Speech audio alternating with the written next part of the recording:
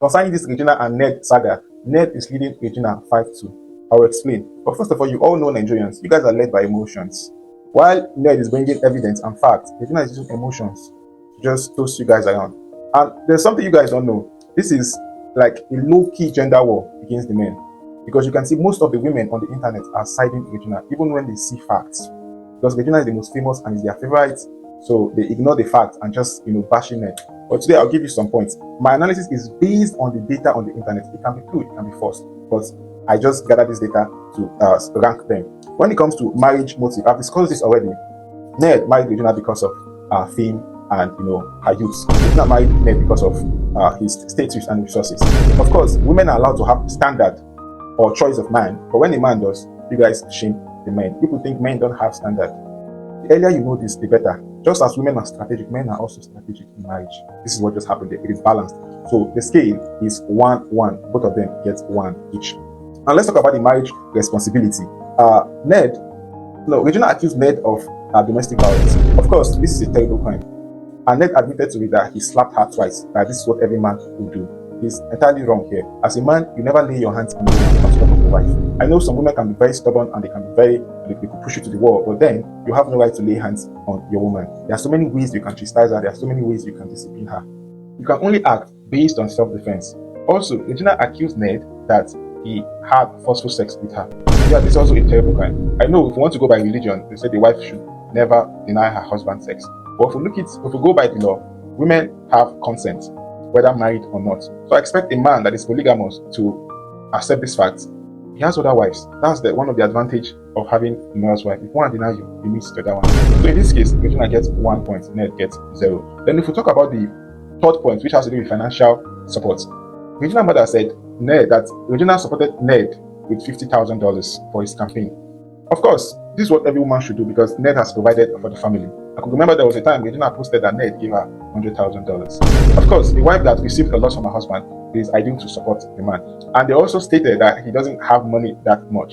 You should be aware that he also came out to say that he gave the woman over or about 120 million in 2 years, which means every month on average she's receiving 5 million naira. Now tell me, in Nigeria, which job can pay you this amount of money? And with the mother-in-law, the Coleto. And we didn't talk about her brothers that also Ned said he sponsored their academics and he also helped to establish them. And you should be aware that this man has other wives that he is maintaining. These wives get in-laws, they have kids. Or suddenly you want the man to give you enough money and you're not happy enough because you want him to give you more. You should know that human want is insatiable, it's unlimited. Even if Ned gives Regina and her family 1 billion naira every month, it will never be enough because they will always want more. So in this case, Ned is leading 1-0. The fourth point, which has to do with drugs, Ned accused Regina of taking drugs. Her family came to deny. Regina also came to say, yes, I'm into drugs, and so what? You like me when I'm on drugs because I'm wild. Because most men would like that. Now the problem is not her taking drugs. I know she's unhappy, she's doing that to spice and at the event. The problem is abusing drugs. A lot of people take drugs in Nigeria. It's common. Just look around you. But then when you abuse it, it becomes a problem. You can see Ned stated so many times. She comes into his room and she acts up. That's because she's into drugs. And you see a lot of Nigerians say Ned introduced her into drugs. There's no evidence to prove that. Ned is old, and at his stage, old people, there are a lot of medical restrictions. They don't know if you take hot water, they don't know if you drink cold water. Now, a person like him go to take drugs. Even if they do drugs, he can't take it much because he will kill himself. Yeah. So there's no evidence to prove that. And you can see a lot of people came out, his other wives, and a lot of people came out to say that Regina is into drugs. And joke apart, I wasn't really believing that until when I saw her video. Even the latest video she made with her brother on the boat cruise, you can see she's high on substance. Nigerians. But somehow you guys will ignore the fact and you start blaming Ned. The fifth point, which has to do with conflict and taking the law, Ned said that sometimes when Regina goes to the club, she comes back the next day, and when he asks her, where are you coming from? She will tell him that you're not my father to question me. You see, this is the highest peak of disrespect. You will ignore this. Who does that?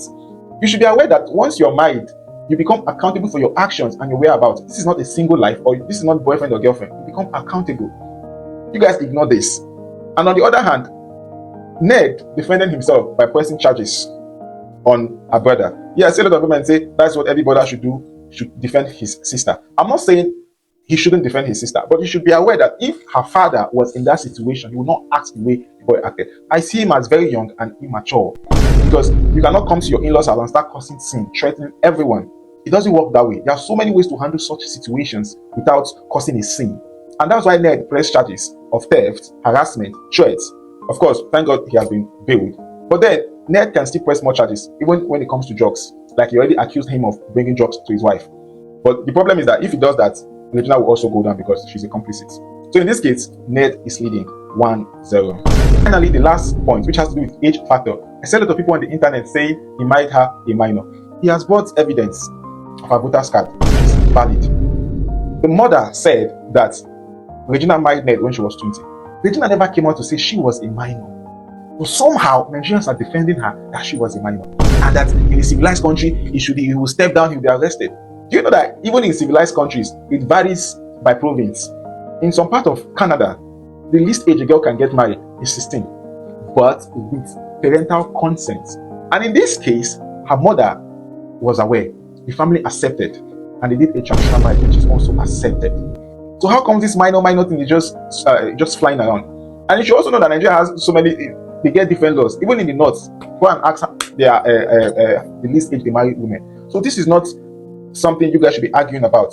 So in this case, Ned has provided enough evidence, and also the family are contradicting this minor stuff of the thing. So Ned is leading 1-0. You can see, based on the available information, Ned has provided enough evidence.